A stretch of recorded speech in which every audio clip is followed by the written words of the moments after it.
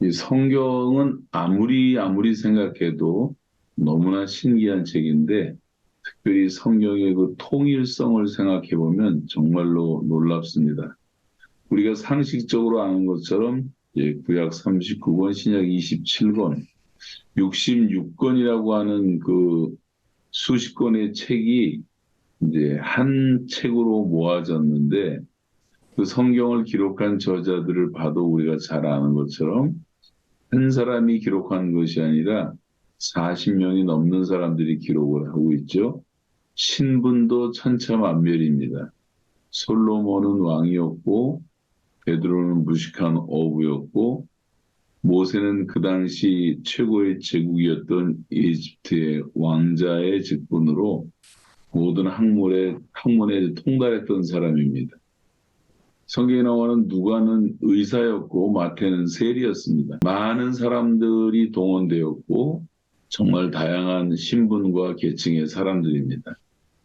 그리고 이제 성경이 기록된 그 기간이라는 것이 잘 아시는 대로 1600년이라는 기간인데, 우리나라로 말하면 삼국시대부터 지금까지의 차이라고 할 수가 있어요.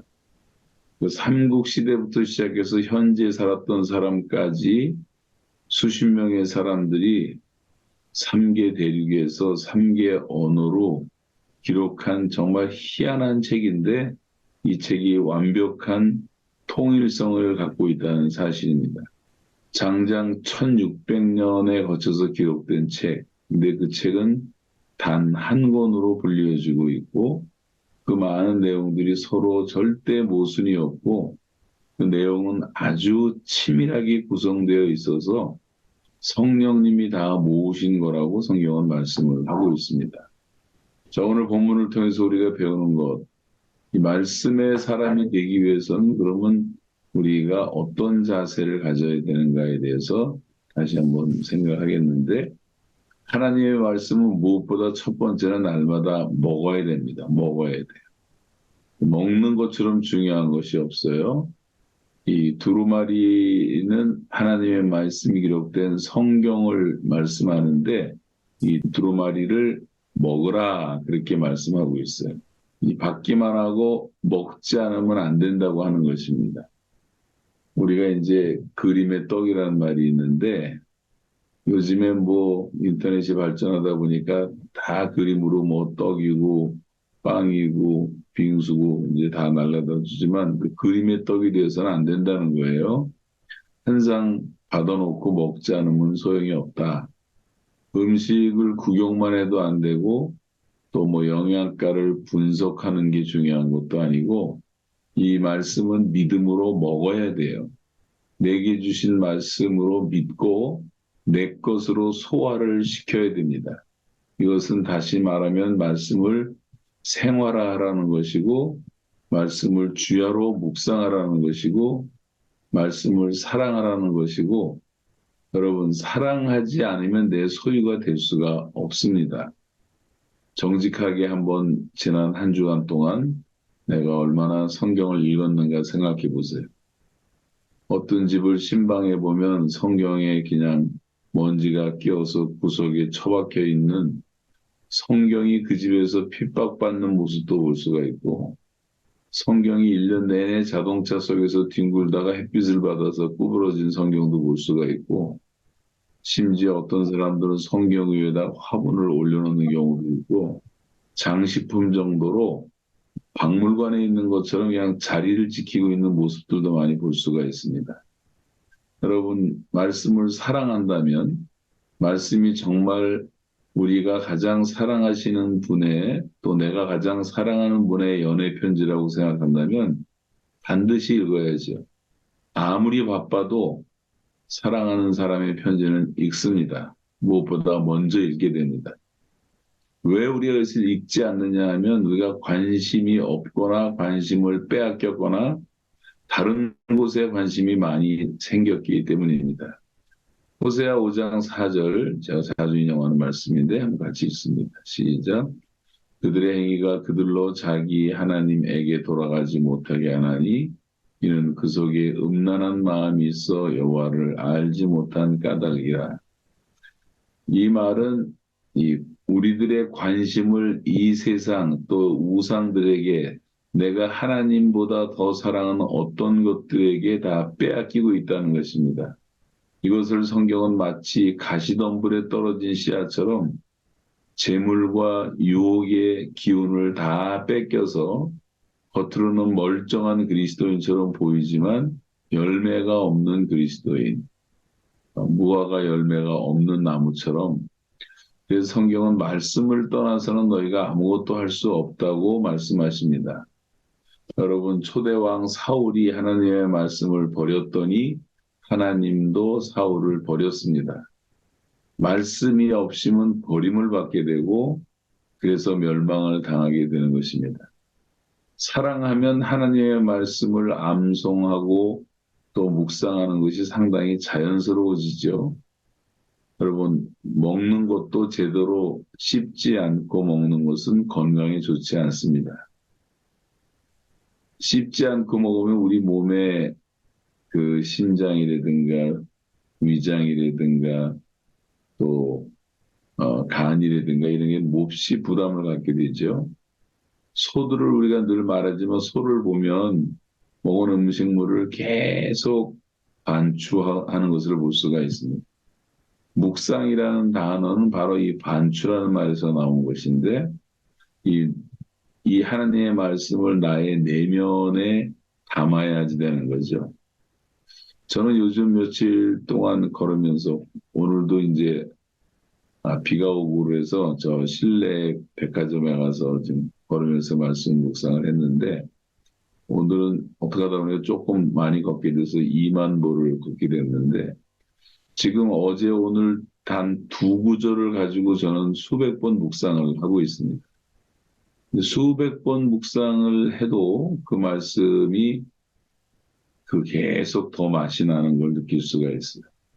읽고 또 읽고 생각하고 또 생각하고 또 마음으로 묵상하고 그런 것들을 우리가 말씀을 먹는다고 말합니다.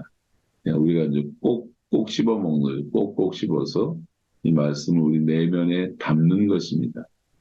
음식 자체가 능력이 되는 것이 아니라 음식이 소화될 때 그것이 우리 안에서 능력이 되고 소화된 음식이 우리 몸에서 피를 만들어내고 피가 생명을 공급해 주는 것입니다. 그래서 말씀을 암송한다고 하는 것은 음식을 먹는 것과 같고 말씀을 묵상하는 것은 먹은 음식을 소화시키는 것과 같은 겁니다. 그래서 여러분 저는 이건 정말 조심스러운 얘기지만 이 성경을 이렇게 기록하는 분들이 많은데 우리 어머니도 이제 지금 97세지만 권사님 때 성경을 몇 번을 기록을 하셨어요. 저희 어머니가 이제 필체가 좋으시니까 보기도 참 좋지만 근데 성경을 그렇게 다 잔뜩 쓰는데 엄청난 시간을 제고 소요하지만 그보다 더 중요한 것은 한두 구절이라도 우리가 정말 잘 우리가 씹어서 소화시켜서 내 것으로 만드는 것이 훨씬 더 중요하다고 생각합니다. 영적인 부요함이라고 하는 것은 우리 내면에 얼마나 우리가 하나님의 말씀을 많이 소유하고 있느냐에 달려 있는 거죠. 진정한 양들의 행복, 우리가 다 양인데 양의 행복은 이 말씀을 소유한 목자가 곁에 있다고 하는 것입니다. 예수님이 우리의 목자신데 예수님은 말씀으로 우리를 양육하는 분이세요. 그럼 저와 여러분도 작은 목자가 되어서 양들을 양육하려면 우리 가정의 자녀들부터 다 우리 양들 아닙니까? 그러면 여러분 이 말씀을 내 안에 많이 소유해야 하는데 이 말씀을 암송하는 것은 말씀의 기근의 시대를 대비하는 것이라고 할 수가 있어요. 영적 기근이 찾아올 날이 올 거라고 아모스도 예언을 했지만 지금은 영적 기갈의 시대라고도 할 수가 있습니다. 그런데 말씀이 잘 준비된 사람들은 그걸 걱정할 필요가 없다고 하는 것입니다. 그런데 말씀을 암송하기 위해서는 무엇보다 말씀을 사랑해야 되는 거죠. 가만히 생각해보면 우리는 우리가 사랑하는 것과 시간을 가장 많이 보냅니다. 내가 정말 사랑하는 어떤 사람이 있으면 그 사람과 시간 많이 보내고, 아무리 뭐 바쁘고 시간 없다는 사람도 뭐 골프 치러 가자면 새벽 4시에 빨딱빨딱 일어나는 거는 그거를 자기가 사랑하기 때문 아니에요. 사랑하니까. 핑계를 대지도 않아요. 다 합니다. 마음만 먹고.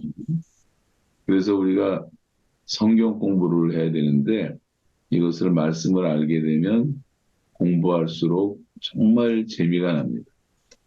저는 그 10대 때 그 CCC에서 은혜를 받고 그 당시에는 성경 공부 교재라는 게 뭐 텐스텝이라는 거 하나밖에 없었어요. 한국 교회 성경 공부 교재도 없을 때인데 그 공부에 빠져서 저는 그 텐스텝이라는 교재를 제가 아주 교재가 너덜너덜 헤어지도록 공부를 한 적도 있고 1년 한 번 공부하는데 1년 걸리는데 10번도 더 공부하고 또 공부한 것을 나누고 가르치고 했던 기억이 나는데 여러분 그런 소구를 찾아가서 배우고 소구로에서 가르치면서 배우고 그렇게 이제 반복하는 게 얼마나 중요한지 몰라요. 성령의 도우심을 구하면서 이 말씀 묵상을 다시 한번 시작했으면 좋겠고 이제 가을을 맞이하면서 이제 말씀의 계절이 왔는데 에, 영의 말씀이기 때문에 우리는 반드시 성령의 도움을 받아야 돼요.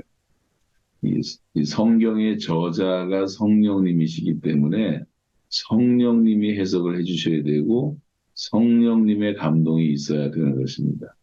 그래야지 이제 열매를 맺고 우리가 정말 말씀으로 지혜롭게 되고 정말 탁월한 말씀의 사람이 될 수가 있습니다.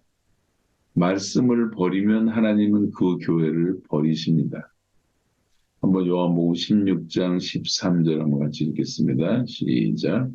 그러나 진리의 성령이 오시면 그가 너희를 모든 진리 가운데로 인도하시리니 그가 자의로 말하지 않고 오직 듣는 것을 말하시며 장래 일을 너에게 알리시리라. 네.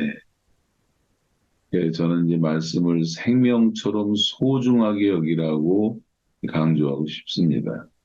예수님께서도 사람이 떡으로만 살 것이 아니요 떡으로 살아야 되지만 그것만으로 안 되고 하나님의 입에서 나오는 말씀으로 살 것이라고 말씀했습니다. 이 말은 떡 먹듯이 말씀을 영혼의 양식으로 먹어야 한다고 주님도 강조하신 것입니다.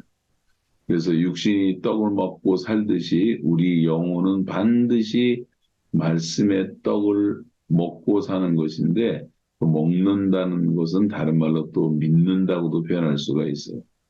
이걸 내가 믿지 않으면 아무런 유익이 없습니다. 우리 잘 아는 히브리서 4장을 한번 다시 같이 보시겠는데요. 그 들은 바 말씀이 저희에게 유익되지 못한 것은 듣는 자가 믿음을 화합지 아니함이라.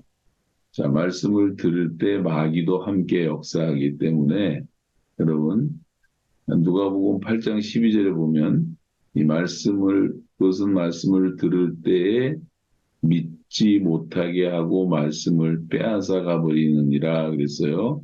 그러니까 우리가 말씀 공부할 때 항상 마귀가 역사해서 그 마음이 준비가 안 된 사람들, 마음이 너무 부산한 사람들, 오늘 TMTC 시작할 때 딱 30명이 들어왔습니다. 30명이.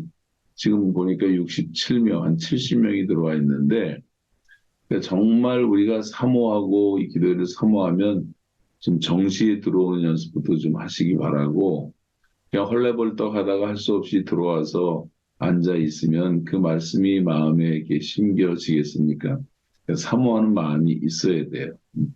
그래서 그 길에 있다고 하는 것은 말씀을 들은 자니 이에 마귀가 와서 그들로 믿어 구원 얻지 못하게 하려고 말씀을 그 마음에서 빼앗는 것이라 이렇게 말씀을 하고 있습니다.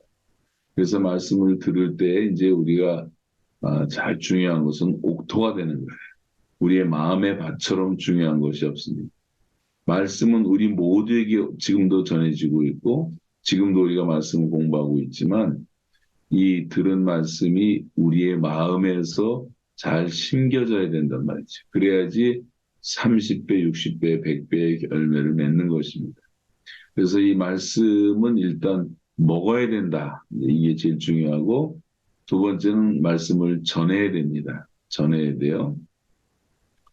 말씀을 먹기만 할 뿐 아니라 전하라. 우리의 믿음이 자라는 비결이 있는데, 내가 먼저 먹어야 되고, 그 다음에 이 먹은 다음에 이것을 이제 전하는 것입니다. 다시 말하면 쉐어하는 거예요. 나누는 것이고 증거하는 것이고, 영적인 선물의 원리는 모든 게 다 그렇지만 항상 이 영적인 축복은 나누어 줄 때만 축복이 됩니다. 그리고 나누어 줄 때만 그것이 더 커집니다. 나누지 않으면 축복은 사라지는 거예요. 그래서 나눠줘야지 없어지지 않습니다. 구제도 구제할수록 더 풍성한 축복을 받아요. 전 제 주변에 수많은 사람들을 보면서 정말 베풀 줄 알고 나눌 줄 알고 구제할 줄 아는 사람들은 하나님이 다 넉넉하게 채워주시는 것을 아주 확실히 많이 보게 됐어요. 자, 1절 한번 다시 읽습니다. 자, 너는 시작. 너는 이 두루마리를 먹고 가서 이스라엘 족속에게 보아라. 이 믿음의 말씀을 가지고 이 세상에 나가서 전파하라는 거죠. 근데 그 전파는 성경은 듣든지 아니 듣든지 때를 얻든지 못 얻든지, 제가 이제 전도를 좀 해보니까 기회라는 것은 항상 우리에게 오는데 그 기회를 얻을 때도 있고 못 얻을 때도 있는데, 제가 어제 그 교회에서도 간증하다가 말씀을 좀 나눴지만, 정말 복음을 거절하고 그렇게 엔티였던 사람들 끝까지 전도했더니 정말 훌륭한 그리스도의 제자들이 되신 분들도 많이 있고, 또 어떤 사람은 준비가 되어서 밥 먹다가 우동 한 그릇 먹고 나오다가 예수 믿으시라고 교회 다니시냐고 물었는데, 이분이 요번에 이제 캐나다를 갔는데 제가 계신 동안에 그분이 하나님 나라 가셔서 저한테 더 기도하게 됐는데,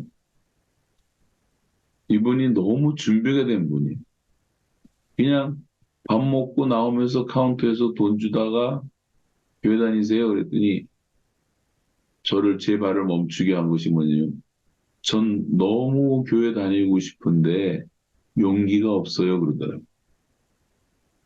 그래서 한마디 하다가 보니까 우리 교인들을 아는 분들이었고, 저보고 어느 교회 다니냐 그래서 난 큰빛교회 다닌다 그랬더니 자기 친구가 있다고.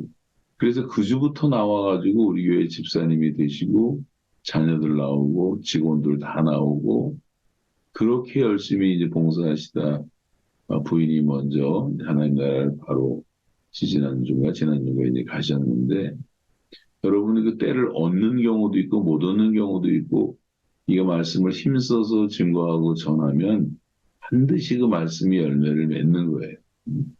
근데 전하지 않는 말씀은 오히려 나한테 해가 될 수가 있습니다. 그 말씀이 나한테 오히려 올무가 될 수도 있는 거예요. 여러분, 먹기는 잔뜩 먹고 운동하지 않으면 반드시 비만증에 걸리게 됩니다. 우리나라의 성인병이 많은 것은 운동하지 않기 때문이죠. 그래서 이 영적인 운동, 이것은 이제 전도라고 하는 것인데, 전도라고 하는 것은 이 말씀, 내가 먹은 말씀을 나누고 전하는 것입니다. 그래서 여러분, 영적 비만증에 걸려서 영적으로 교만하거나 또 둔감하게 되지 않도록 항상 이걸 나눠야 됩니다. 세 번째는 이제 사모하는 거예요. 말씀을 사모해야 된다. 그래서 오늘 아까 읽은 그 1절 다음에 2절을 보시면, 지금 이 두루마리 말씀을 먹기 위해서 입을 벌렸다. 벌렸다. 입을 벌렸다는 것은 말씀을 간절히 사모하는 자세를 말하는 것인데, 같이 읽겠습니다. 내가 입을 벌리니 그가 두 마리를 내게 먹이시며, 이 말씀을 내가 먹기 위해서 입을 벌리는 거예요.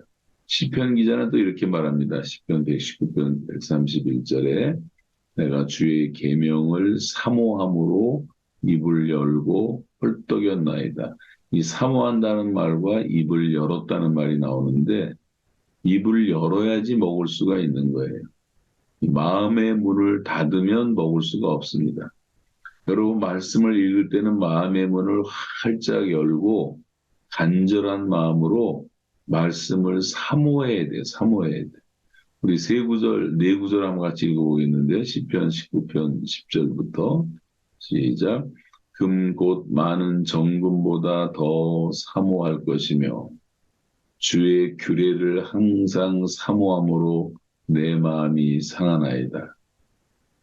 베레아 사람들은 데살로니가에 있는 사람보다 더 신사적이어서 간절한 마음으로 말씀을 받고 이것이 그러한가 하여 날마다 성경을 상고했다고 했고 호세아 8장 12절에 보시면 내가 저를 위하여 내 율법을 만 가지로 기록하였으나 저희가 관계없는 것으로 여기도다.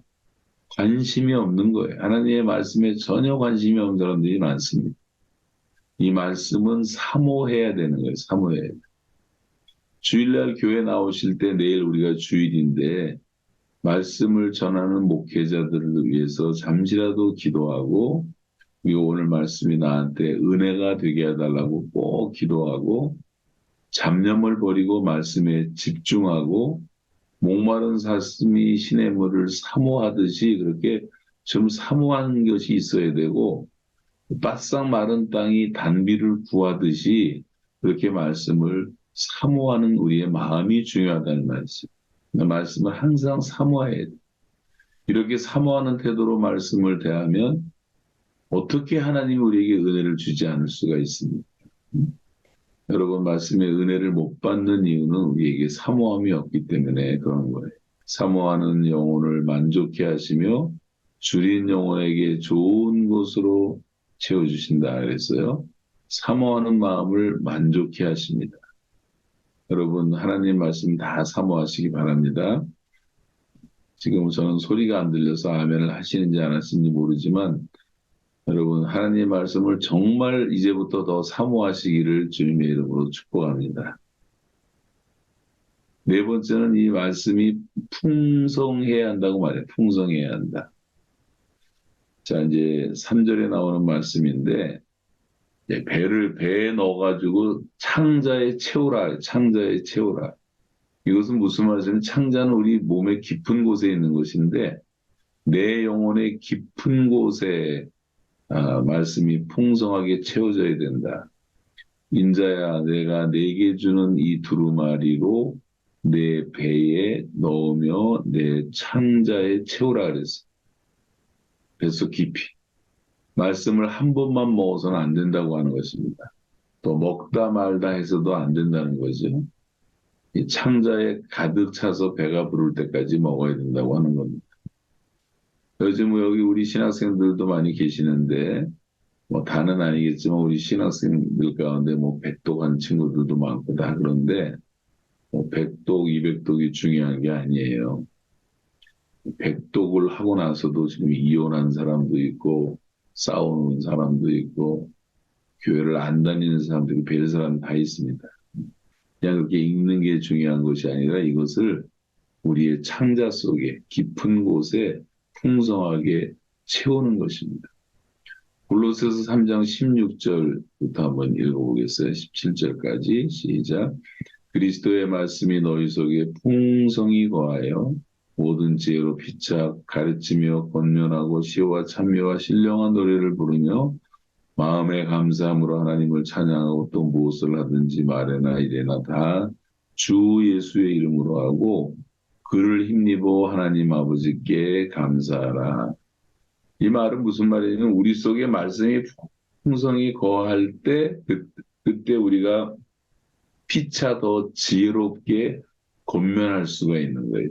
참 지혜는 말씀이기 때문에 우리가 말씀으로 서로 권면할 수 있고 또 하나님께 드리는 찬양과 감사도 진정한 찬양이 흘러나오게 되는 겁니다.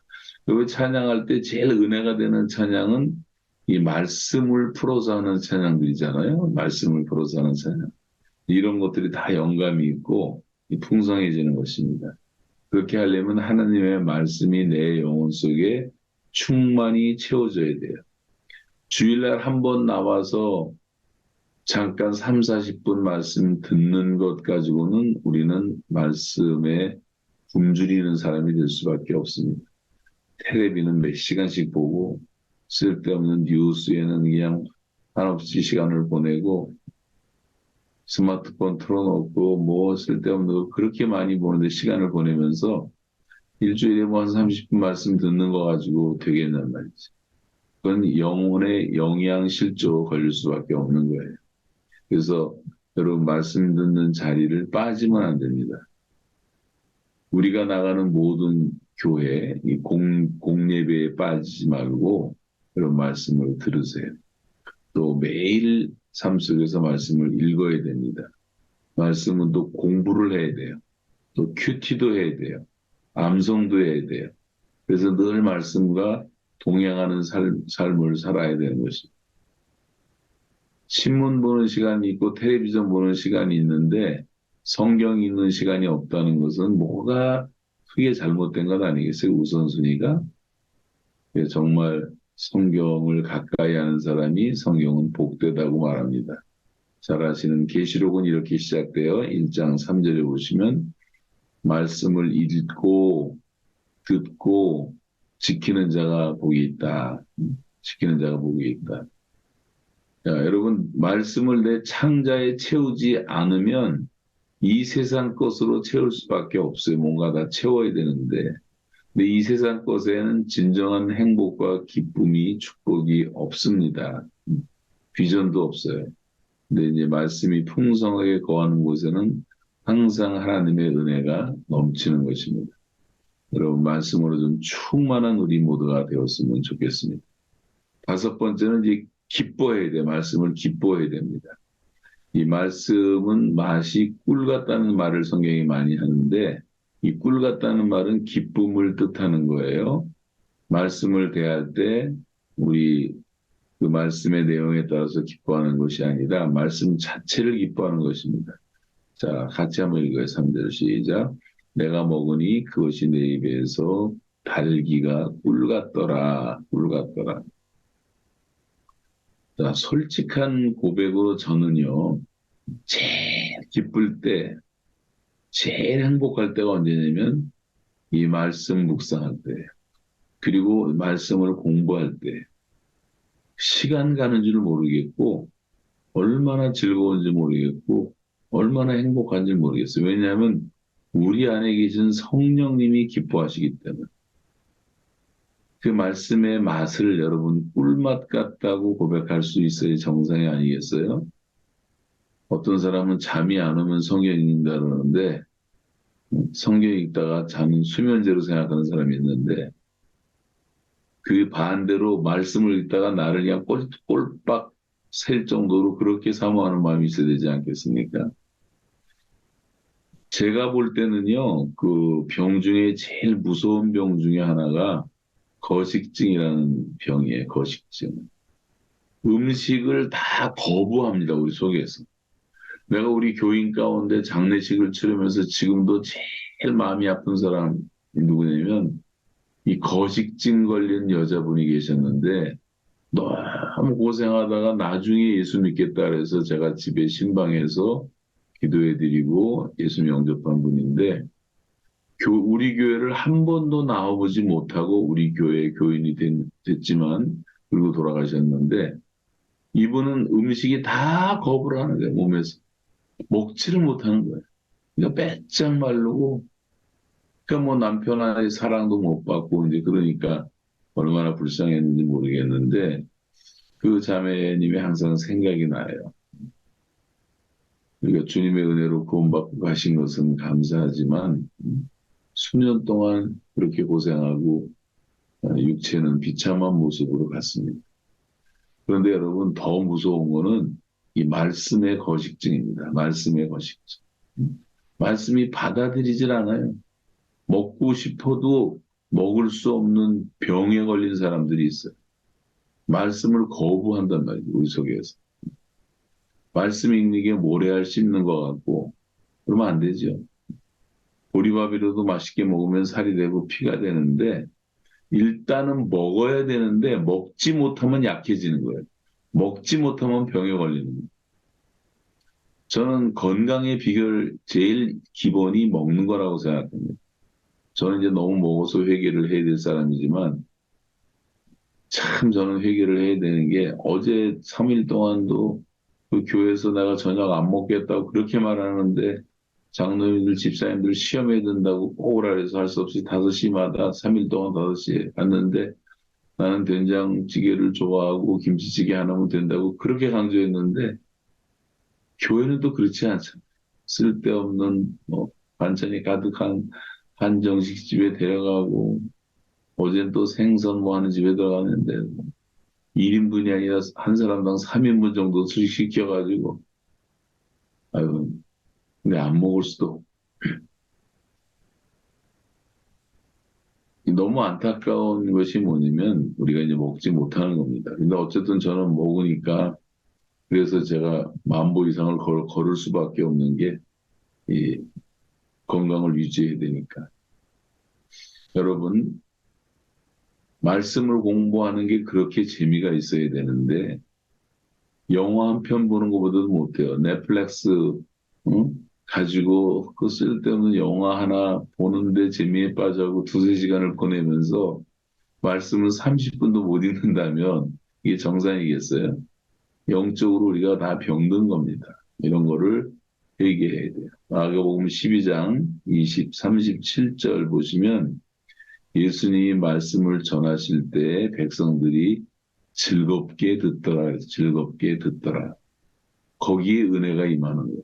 예레미야 15장 16절을 보시면 예레미야는 주의 말씀을 얻어먹었을 때에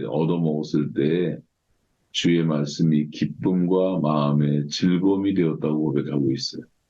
내가 말씀을 얻어먹었을 때 기쁨과 즐거움이 되었다. 시편 119편 24절에 보시면 주의 증거는 나의 즐거움이요 나의 모산이이다. 말씀이 즐거움이 되었다는 고백이죠. 여러분 기쁨으로 말씀을 우리가 대하면 고난이 닥쳐와도 승리할 수가 있습니다. 왜냐하면 우리 내면에 기쁨이 있기 때문에. 시편 119편 유명하죠. 92절 말씀 보시면 주의 법이 나의 즐거움이 되지 아니하였다면 내가 내 고난 중에 멸망하였으리이다. 이 고난 중에 멸망하지 않았던 이유는 이 말씀이 즐거움이 되었기 때문에 이건 저도 아주 적확하게 이 말씀이 적용되는 말씀인데 제가 시간이 다 지난 얘기지만 감옥 안에서 근 3년을 보내면서 저한테 힘이 되었던 것은 말씀밖에 없었어요.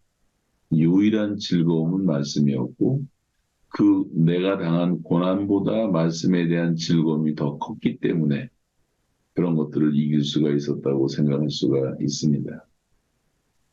여러분 때로 힘이 없고 지쳐 있다가도 이 말씀이 한순간 깨달아지고 그 말씀을 통해서 은혜를 받을 때 그때의 기쁨은 이루 말할 수가 없는 것입니다. 그래서 우리가 그 말씀의 희열을 맛봐야 되는데 설교자가 없어서 문제가 아니라 이 말씀을 듣지 못한 문제가 아니라 수없이 말씀을 이제 듣는데 말씀을 받아들이는 자세예요, 자세. 그 말씀을 이제 사모하고 즐겁게 받고 말씀으로 풍성할 정도로 말씀을 먹으면 확연하게 우리의 신앙생활과 영적인 모습은 달라질 수밖에 없는 것입니다. 자, 6째, 이제 다 끝나갑니다. 말씀으로 형통한 사람이 되어야 한다. 우리가 이제 장소와 시대를 초월해서 형통한 삶을 사는 비결이 있습니다. 여러분 20대, 30대, 40대, 50대, 60대, 70대 뭐 세월이 흐르면서 언제나 형통할 수가 있고 한국에 살 때든지 캐나다 살 때든지 뭐 미국에 살 때든지 가난할 때든지 부자일 때든지 감옥에 들어갈 때든지 그런 거를 다 초월해서 형통한 삶을 살아야 된다고 말해요. 그 비결은 무엇인가? 여호수아 1장 7절 같이 읽습니다. 시작. 오직 너는 마음을 강하게 하고 극히 담대히 하여 나의 종 모세가 내게 명한 율법을 다 지켜 행하고 좌로나 우로나 치우치지 말라. 그리하면 어디로 가든지 형통하리니 어디로 가든지 형통하리니. 여러분 다니엘 잘 아시잖아요. 늘 강조하지만 뭐 다니엘이 있는 동안에 총리를 있는 동안에 왕은 4번이나 바뀌는데도 다니엘은 바뀌지가 않습니다. 다니엘은 하나님이 잡아주시니까 왕들은 다 죽어 자빠지고 뭐 난리가 나는데 다니엘은 더 귀하게 쓰임을 받는 거예요. 형통한 것입니다. 형통이 우리를 쫓아오게 만들어야 돼요. 이 복이 우리를 쫓아온다고 말을 하는데 복 있는 사람이 되면 복이 우리를 따라오는 것입니다. 재물도 우리를 따라와야 돼요. 재물을 쫓아간다고 재물이 오는 것이 아니에요. 신명기 28장의 원리를 보면 하나님의 말씀을 순종하면 모든 복이 우리를 따라오게 돼 있어요. 이 말씀 안에 다 있는 겁니다. 말씀만 순종하면. 그러니까 존재가 형통하면 우리가 어디를 가든지 형통해지는 거예요. 요셉은 존재 자체가 형통한 자가 되었기 때문에 뭐 감옥에서도 형통하고 보디발에 종살이 하면서도 형통하고 총리가 되어서도 형통하고 죽는 날까지 형통하자는 것을 같이 또 읽습니다. 시편 1편 1절로 3절 시작. 복 있는 사람은 악인의 길을 쫓지 아니하며 죄인의 길에 서지 아니하며 오만한 자의 자리에 앉지 아니하며 여호와의 그 오직 여호와의 율법을 즐거워하여 그 율법을 주야로 묵상하는 자로다. 저는 시냇가에 심은 나무가 씨들을 젖자 과실을 맺으며 그 잎사구가 마르지 아니함 같으니 그 행사가 다 형통하리로다. 자, 복 있는 사람이 되면은 모든 만사가 다 형통하게 돼 있어요. 창세기 39장 2절도 한번 읽겠는데요. 여호와께서 요셉과 함께 하심으로 그가 형통한 자가 되어 그 주인 애굽 사람의 집에 있으니 그러니까 요셉은 가는 곳마다 형통이 따라다니잖아요. 따라다니. 얼마나 은혜스럽습니까? 형통이 따라다니. 하나님이 함께 하셨기 때문에. 그러면 우리가 하나님과 동행하면 그런 형통이 오는데 하나님과 동행한다는 말이 뭐냐면 바로 말씀과 동행하는 것을 말합니다. 요한복음 1장에 보면 태초에 말씀이 계시니라 이 말씀이 하나님과 함께 계셨으니 이 말씀은 곧 하나님이시라. 이 말씀이 하나님이세요. 말씀이 영이고 그것이 진리고 그것이 하나님이시고 그래서 우리가 하나님의 말씀을 묵상하고 동행하면 우리가 하나님과 동행하는 자가 되는 것이고 그때 형통함이 우리를 따라오는 것입니다. 시대를 초월해서 환경이 전혀 문제가 되지 않습니다. 하나님이 함께 하시면 시간, 장소, 시대를 다 초월해서 놀라운 축복을 경험할 수가 있는 거예요. 자, 다시 여호수아 1장 8절 읽겠습니다. 이 율법책을 내 입에서 떠나지 말게 하며 주야로 그것을 묵상하여 그 가운데 기록한 대로 다 지켜 행하라. 그리하면 내 길이 평탄하게 될 것이라 내가 형통하리라. 이게 이제 말씀 묵상을 통해서 우리가 이제 의식이 바뀌는 의식. 말씀을 계속 묵상하다 보면 이 의식화되거든요. 의식화돼서 그 말씀이 내 것이 되면 나라는 존재 자체가 이제 우리가 이제 열등의식, 패배의식, 비교의식이 아니라 정말 그 승리하는 그런 담대한 사람도 되고 이제 창조의식도 갖게 되고 이제 그렇게 되는 거죠. 그래서 뭐든지 성경 말씀에서 우리가 의식의 변화가 일어나야 되는 거예요. 이 잘못된 거 가지고 잘못된 의식을 변화시키는 것이 뭐 주사파라든가 뭐 막시즘 공부하는 애들을 보면 다 거짓된 것을 의식화시켜갖고 다 망해가는 거예요. 여기서 좀 정치적인 얘기를 하긴 미안하지만 난 한국 정치 잘 알지도 못하지만 그 민주당의 일부 국회의원들 하는 짓을 보면 저것들이 사람인가 하는 생각이 들어서 어떻게 저런 생각을 할 수가 있을까? 정말 화가 나고 기분이 나빠. 의식 자체가 잘못된 인간들이 너무 많아.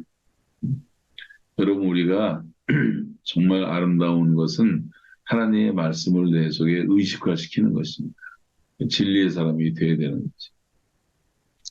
자, 출애굽기 17장 4절 한번 읽겠습니다. 시작.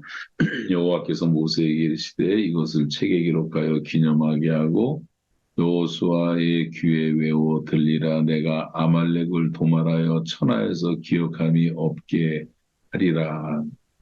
이것도 승리의식을 가지라는 말씀이죠. 패배와 절망과 좌절의식을 극복하라는 말씀입니다. 우리가 이 하나님의 말씀이 살아있지 않으면 나도 모르게 패배의식을 갖게 되는 거예요. 그래서 진정한 승리는 기도의 승리였는데 하나님이 율법 책에 이걸 다 기록해갖고 여호수아의 귀에 외워서 들리라고 말하고 있어요. 옛날 사람들은 다 외웠던 것 같아요. 많이 외웠습니다. 근데 요즘 우리는 다 그 영상 시대가 돼갖고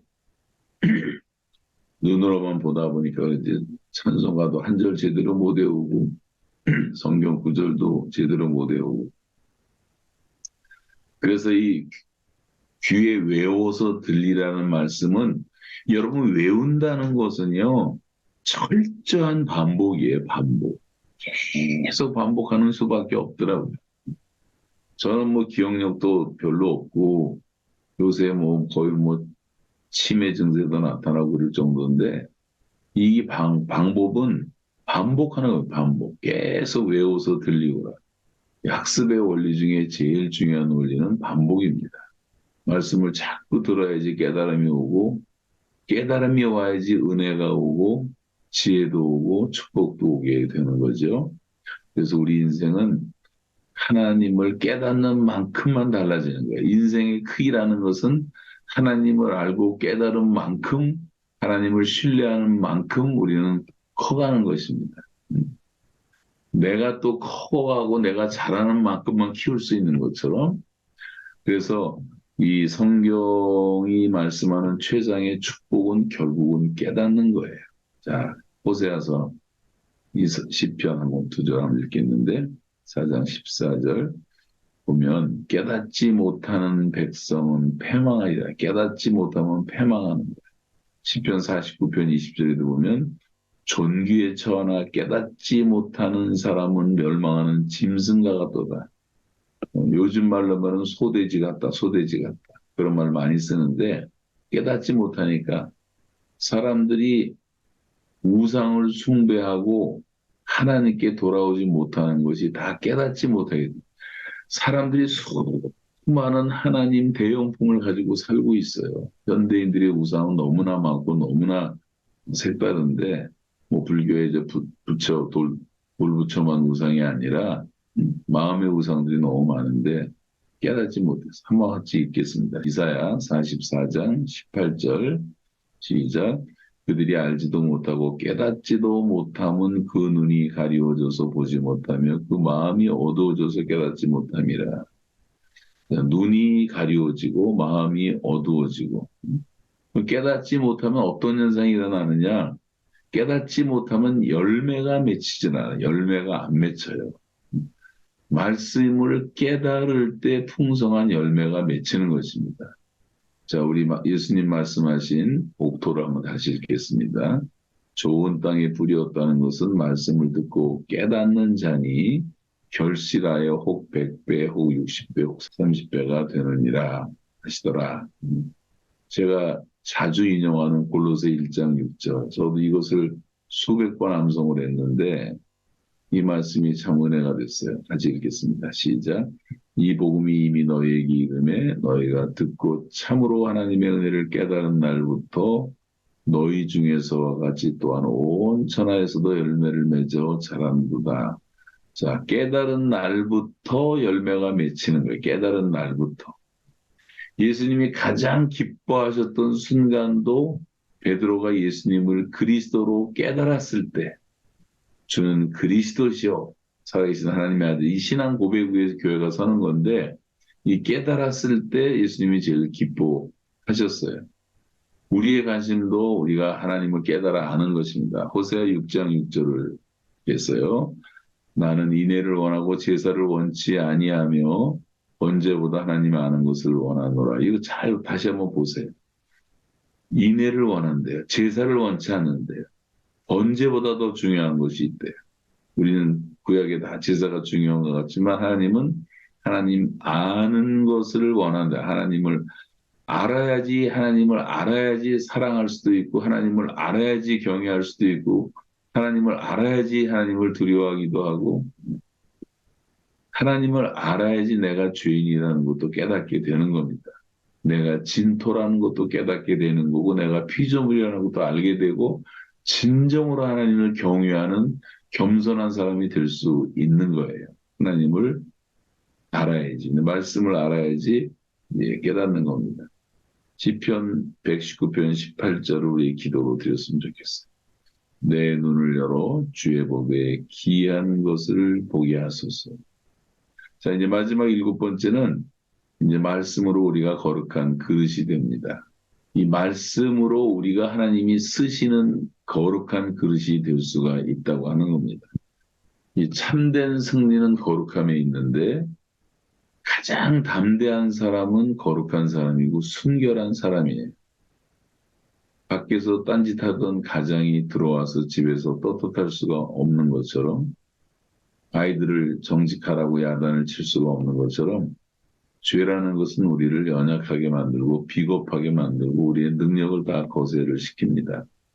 진정한 행복은 담대함에 있고 거룩함에 있는데 뭐가 우리를 거룩하게 하느냐? 예수님이 우리에게 주신 마지막 기도 요한복음 17장 17절 보시면 저희를 진리로 거룩하게 하옵소서. 아버지의 말씀은 진리. 이 말씀은 진리로 거룩하게 하라.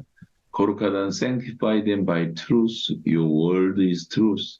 하나님의 말씀 진리입니다. 여러분, 우리가 거룩해지는 건 다른 게 아니고 말씀으로만 거룩해지는 거예요. 말씀과 기도로 거룩해진다 그랬기 때문에 뭐 밤새 돌을 닦는다고 거룩해지는 것도 아니고 중들 돌아가시면서 죄송하지만 다 지옥 간다고 하잖아요. 지옥 간다고. 그 평생 돌을 닦아갖고 지옥 간다고. 그제도 누가 쓴 글을 읽어보니까 그 유명한 스님들이 다 평균 70대에 돌아가셨는데 70대. 근데 왜 한경직 목사님이라든가 방지일 목사님이라든가 뭐 다 보면 평균 뭐 95세, 97세에 돌아가시거든요. 그러면 사람이 건강하려면 좋은 물 마시고 좋은 공기 마시고 그렇게 해야 되는데 아니 스님들은 다 산속에서 평생 좋은 공기 마시고 좋은 물 마시고 고기도 안 먹고 건강해야 되는데 왜 20년이 목숨이 짧냐 말이에요. 그 이유는 뭔지 아세요? 단순합니다. 이 사람들은 죄 문제를 해결하지 못했어요. 늘 죄책에 시달렸고 평생 그하고 고통하다가 나는 지옥 간다고 가는 거예요. 우리는 늘 반복을 하지만 죄를 날마다 토하듯이 내버리고 하나님 앞에도 회개하고 돌아오고 쓰러져도 하나님 앞에 쓰러지고 다시 일어나고 그러면서 우리가 영적으로 성장해 가는 것처럼 우리가 깨끗해지지 않으면 안 되는 거예요. 그래서 깨끗해져야지 건강한 겁니다. 디모데후서 2장 22절, 21절 보시면 이제 이 말씀과 기도로 거룩해지는데 하나님이 다 쓰시지만 더러워지면 쓸 수 없어요. 같이 읽습니다. 마지막으로 읽습니다. 시작. 그러므로 누구든지 이런 곳에서 자기를 깨끗하게 하면 귀히 쓰는 것이 되어 거룩하게 하고 주인의 쓰심에 합당하며 모든 선한 일에 예비함이 되리라. 하나님 앞에서는 이제 거룩함이 중요한데 우리를 거룩해 하시기 위해서 예수님의 보혈을 주님이 예비하셨고 자 이제 7가지 한번 읽고 마쳐요. 오늘 7가지. 자 첫째 다 같이 읽습니다. 시작. 말씀을 날마다 먹어야 합니다. 둘째 말씀을 전하여야 합니다. 셋째 말씀을 사모해야 합니다. 넷째 말씀이 풍성해야 합니다. 다섯째 말씀을 기뻐해야 합니다. 여섯째 말씀으로 형통한 사람이 되어야 합니다. 일곱째 말씀으로 거룩한 그릇이 됩니다. 요거 그냥 비춰놓으세요. 비춰놓고 우리 한 2, 3분 동안 이 말씀 붙잡고 기도 제목 삼아서 제가 주의 말씀을 먹는 자가 되게 해달라고, 전하는 자가 되게 해달라고, 예, 기도 제목 삼아서 함께 통성으로 같이 기도하겠습니다.